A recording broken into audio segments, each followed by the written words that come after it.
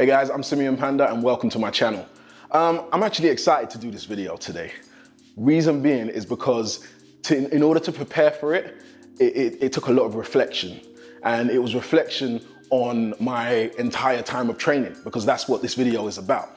Okay, what is this video about? So recently I've seen videos from YouTubers and they are listing some of the things they wish they knew when they first started training, which is awesome. It's a great concept, you know? And I'm actually gonna do a similar video at some point. I'm gonna do a video of the things that I wish I knew when I started training. However, I thought after training for almost 19 years, probably coming up to almost 20 years, I need to do the real calculation. But after training for 19 years, I thought, let me tell you guys the things I did right, you know?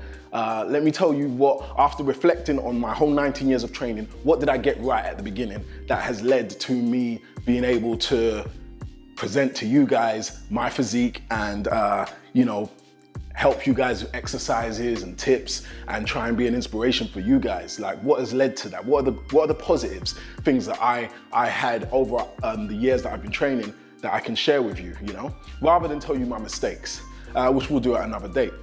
Okay, so the first one, and this one is important. This one is one of the biggest. This one was listed as a negative in another YouTuber's video. I'm actually gonna shout him out because I like his videos. His name is Jeff Nippard. I like your videos, man. So keep doing what you're doing. And it was genetics. This was listed as a negative by him, but for me, I put a complete spin on it. Not having a clue about how my genetics would play in my training is a positive for me. Because when I started training, it was not on my radar about genetics. And let's look at my genetics. Well, don't look at my genetics now, because that's the mistake that you guys make. You'll see my picture of me right now and you'll say, oh, he's got great genetics for this, great genetics for that. When I started, how would you know? It's the big thing to think about. How would you know what genetics you have before you've even lifted up a dumbbell? So when I started, genetics was not on my radar. Let's see how I looked when I started. I was skinny. I was quite lean. So maybe you could say that is the genetics, you know, that I could have taken note of the fact that I was lean, you know, but I had long limbs. Long limbs are not great for bodybuilding. They're not really great for the lifting aspect. So thinking of things like a military press or a bench press, they may help with deadlifts, you know, but yeah, long limbs are not great. And filling out long limbs in bodybuilding is hard, you know. For you to look like you're really carrying some size, you need to put on quite a bit of mass when you have long limbs, you understand?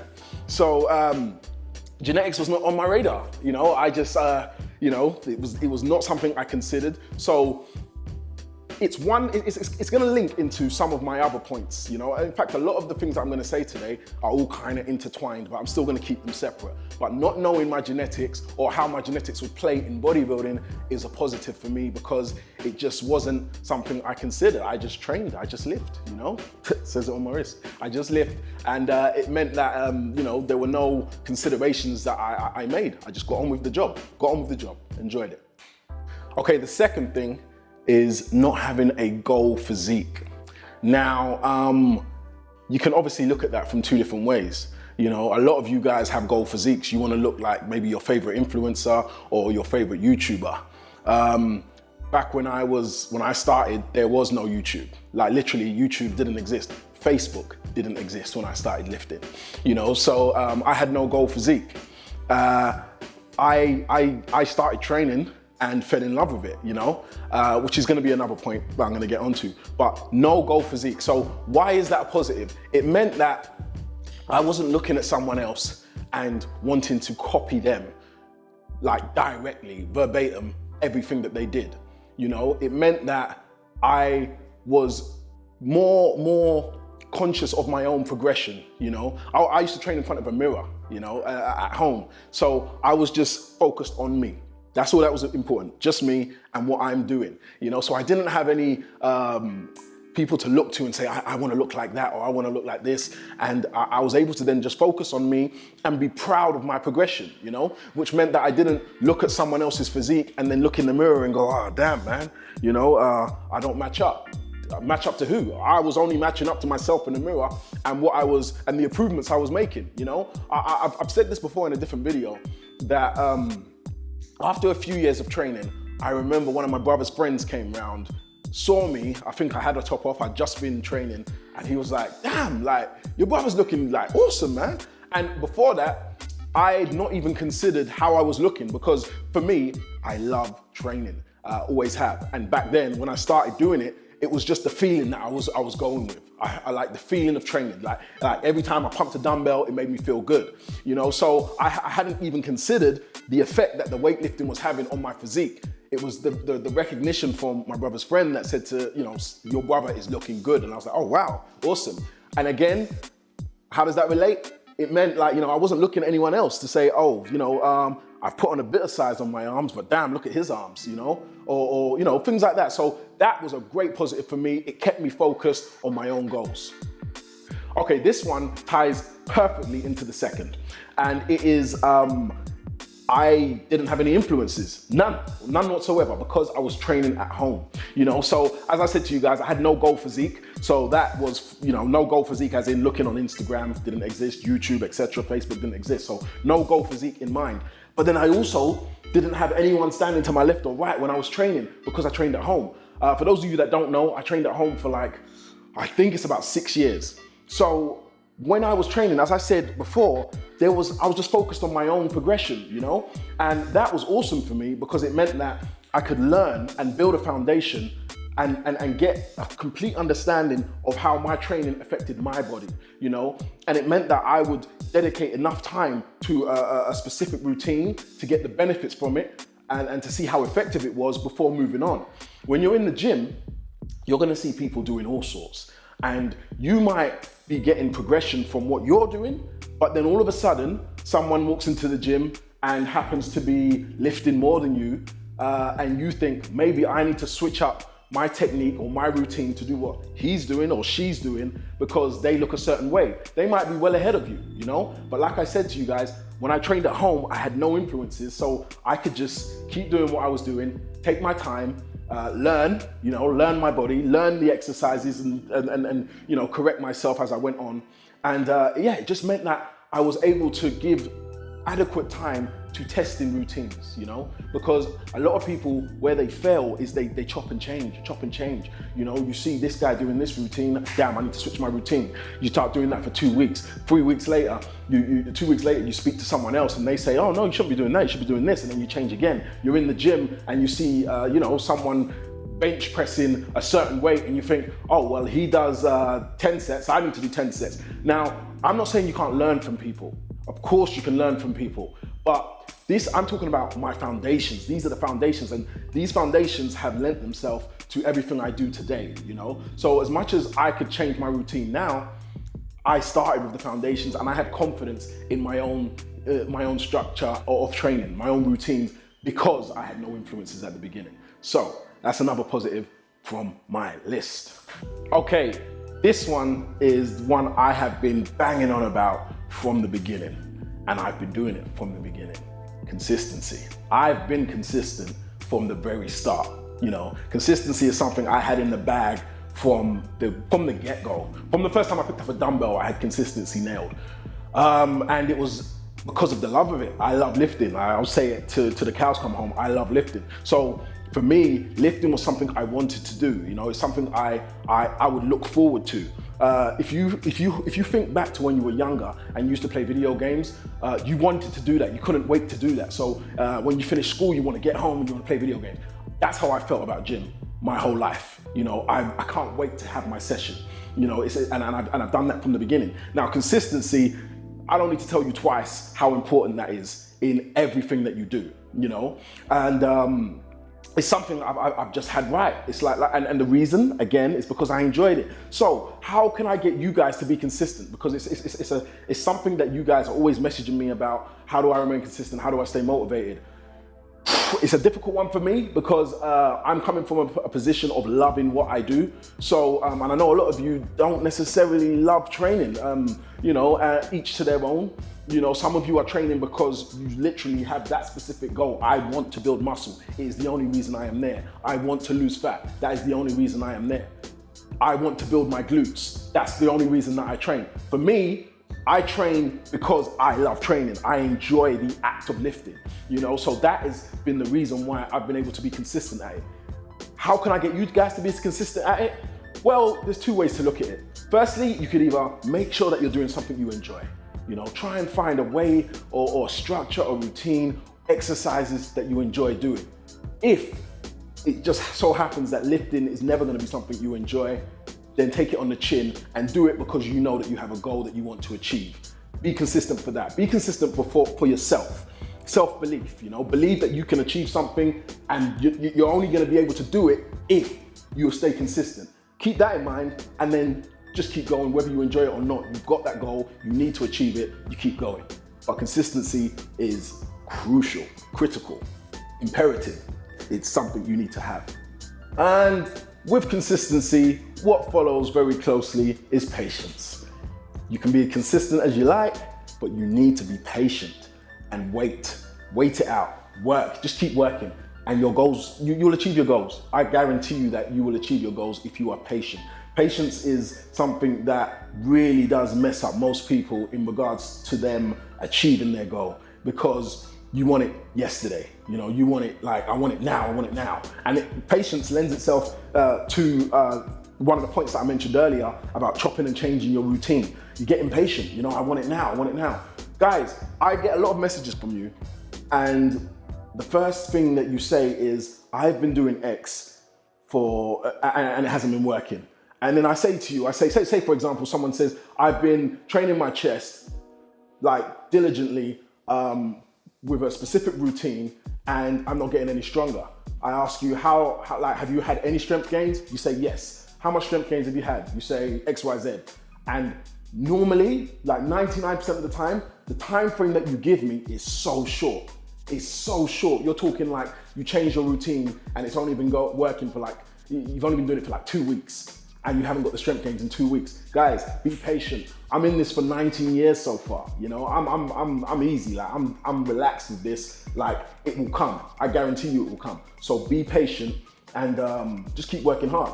Make sure you work hard, but be patient. Okay, so I just said consistency and then I said patience. All of that is pretty useless if you're not training hard. Now, one thing I have done from the very beginning that I got right from the start was I have always trained at a high level of intensity. Now, for your body to adapt, you need to put it through something that it's not used to, something that it needs to get better at. And you know, that is why from the beginning, I have always trained intense. You know, with my training, I said I loved it. Why did I love it? I loved the feeling. I loved feeling a pump. I loved the challenge of wanting to lift more than I did previously, you know? And that kept me going from the beginning. Don't mind you guys, let me not confuse you. When I say that these are the things I got right, I'm not trying to come across as someone who just was so smart and clever, I had it sussed from the beginning. This is me analyzing over what I did and realizing that these certain things benefited what I did. Some of them weren't conscious actions, you know? So, but I can say that training hard and training heavy was conscious because it's something I benefited from in terms of how it made me feel, and the endorphins from just, you know, lifting a weight that I couldn't do before, like just making that progression made me feel amazing. So make sure that you're training intense. I've trained intense from the beginning, from the very beginning, you know, and it's all good being consistent and patient, like I said, but if you're not training intense, what is it all worth, you know? You have to be intense with your training. I used to log my lifts, everything, absolutely everything, you know. I was completely aware of each little tiny bit of progression I made, and that was the best thing that you could ever have when you're starting. When you're building a foundation, it helps you learn, you know, what is working, you know? So if you try a new routine and you do it for a specific amount of time, when you have a log that you can look back on, you can say, doing this helped this, or doing this helped me increase my strength with this. It's something, if you don't yet, go get a notepad. If you're new to lifting, get a notepad, please, because it adds a structure to your lifts. As a structure, it lets you know, even just knowing the exercises that you did, that you can look back on, and then you come back next week and you say, okay, so I did this routine. I'm gonna do it again, and I'm gonna see how I do this week. I've only had 3 meals today. On the last time I did this, I had 2 meals and I managed to get X amount of reps. You know, keep a good log of what you're doing. Do I still do it? No, I don't. But I've been training 19 years now. I know my body now. You know, I know what, like these things, some of these things you're gonna become so well versed in that you won't need to do it anymore. But a lot of you are just starting, and I'm talking about the things I got right back in the day, and that is definitely one thing I got right. That also helped me with supplements. How does it help with supplements?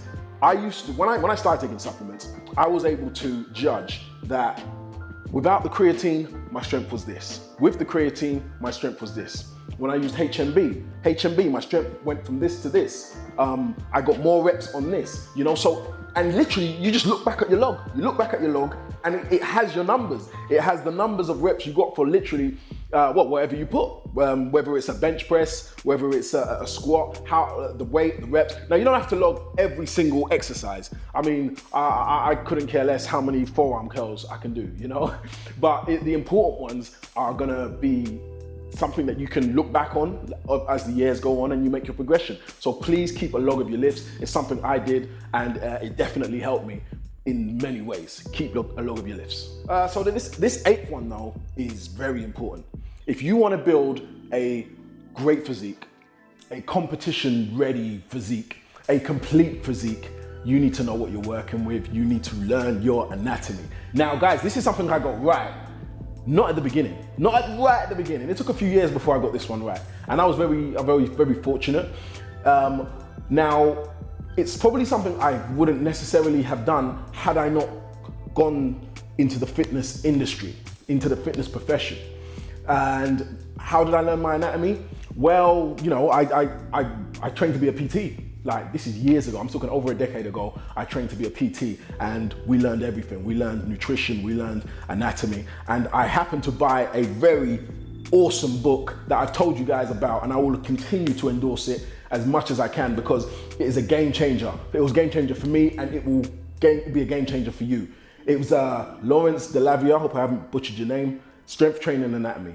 This book was just, it helped me formulate my plans in terms of, it gave me an idea that this exercise targets this exercise targets this. A lot of you guys I know are walking in the gym and you haven't got a clue what you're training. You haven't got a clue. You know that, you know, a little bit of bicep curls, that's my bicep, some tricep dips, for my tricep, but do you know what to do to break down the muscle groups? Do you know what exercises target the anterior, the mid-deltoids, the posterior? You need to have a full understanding of where these muscles are, how they work, so that you can create a plan, or when you're looking at a plan, choose and manipulate the exercises to fit with what you need to work on. So learning my anatomy opened a big window for me. It helped me plan my routines better. It helped me know exactly what I was working with, and it helped me build my physique. I'm telling you guys, I would not have built the physique that I have today without knowing my anatomy. You know, there's no way you can just go to the gym and freestyle and suddenly come out with a complete, or on your way to having a complete physique. So learn your anatomy, please. Just take the time out. Now, you don't have to learn to the level of, you know, a degree level, but just a basic understanding is good enough so that you're in there and you're not oblivious to what you're actually working. Okay guys, those are the 8 things that I did right.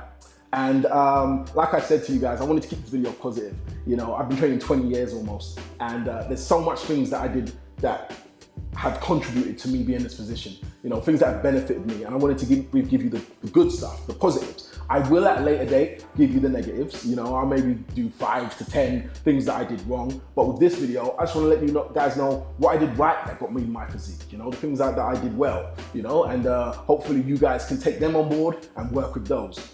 I am going to also do another video about how the things that I did right in terms of getting myself into this position, because a lot of you guys are always asking, you know, how can I build my following? How did you grow your following to the size that it is now? And I'm gonna tell you guys about that. So I'm gonna do a similar video and explain all of that and how I got into the industry, other than the personal training that I actually started with, how I got into the digital side, you know, the social media side. I appreciate you guys.